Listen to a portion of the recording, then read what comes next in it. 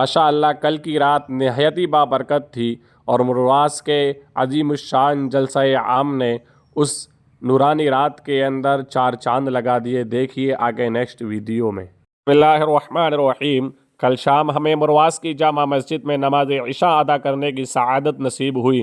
ماشاءاللہ جامع مسجد مرواس نہایت خوبصورت اور دیدہ زیب انداز میں تعمیر کی گئی ہے۔ وضو خانہ انتہائی صاف ستھرا اور سہولت بخش ہے، جبکہ مسجد کا اندرونی حصہ بھی روح کو تازگی بخشنے والا ہے۔ نماز سے فراغت کے بعد میں، مولانا عبدالقدیر صاحب، مولانا عارف صاحب اور مولانا عمران صاحب اپنی کار کے ذریعے اپنے مادر علمی جامعہ عربیہ سراج العلوم مرواس کی طرف روانہ ہوئے۔ جیسے ہی جامعہ کے احاطے میں قدم رکھا، ایک بالکل ہی جداگانہ نورانی ماحول ہمارا استقبال کر رہا تھا۔ چاروں طرف رونق، آمد و رفت اور چہروں پر مسرت نمایاں تھی۔ چونکہ کئی دنوں بعد حاضری ہوئی تھی، اس لیے بہت سے احباب اور بزرگوں سے ملاقات کا موقع بھی ملا۔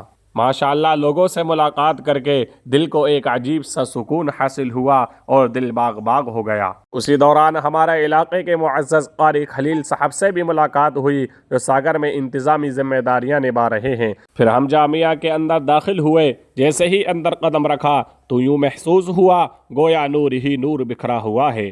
شب برات کی برکتیں اور انوار ہر سمت محسوس ہو رہے تھے۔ چاروں طرف روشنیاں جگمگا رہی تھیں۔ اسٹیج پر علماء کرام کی باوقار موجودگی تھی اور مجمع بڑی تعداد میں موجود تھا۔ واقعی دل چاہ رہا تھا کہ یہ روح پرور ماحول کبھی ختم نہ ہو۔ اس موقع پر بچوں کے الگ الگ پروگرام سنے گئے، جنہیں دیکھ کر دل باغ باغ ہو گیا۔ اس کے بعد ہمارے نہایت پیارے اور چہیتے ماموزاد بھائی قاری فرید صاحب نے نعت رسول صلی اللہ علیہ وسلم پیش کی۔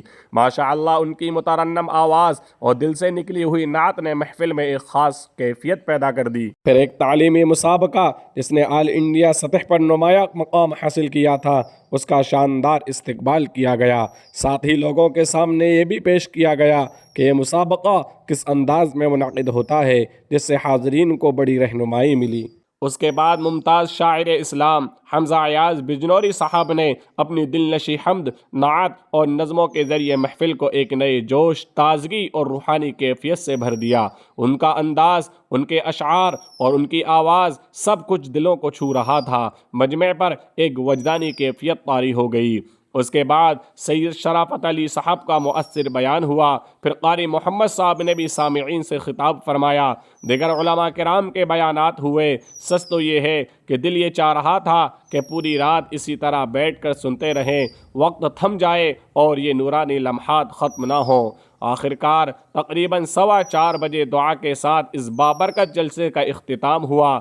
دعا کے بعد وہیں قیام کا موقع ملا۔ صبح فجر کے وقت جب آنکھ کھلی تو پورا گراؤنڈ ایک عجیب سی خاموشی اور سکون کا منظر پیش کر رہا تھا۔ ہم نے جامعہ کی مسجد میں نماز فجر ادا کی، اللہ تعالیٰ کے حضور شکر ادا کیا، پھر ہم اپنے گھروں کی طرف روانہ ہو گئے۔ اللہ تعالیٰ اس بابرکت محفل کو قبول فرمائے۔ جامعہ عربیہ سراج العلوم مرواس کو دن دگنی رات چگنی ترقی عطا فرمائے۔ تمام منتظمین، علماء کرام، طلباء اور حاضرین کو جزائے خیر عطا فرمائے اور ہمیں بار بار ایسی نورانی محفلوں میں حاضری کی توفیق نصیب فرمائے۔ آمین یا رب العالمین۔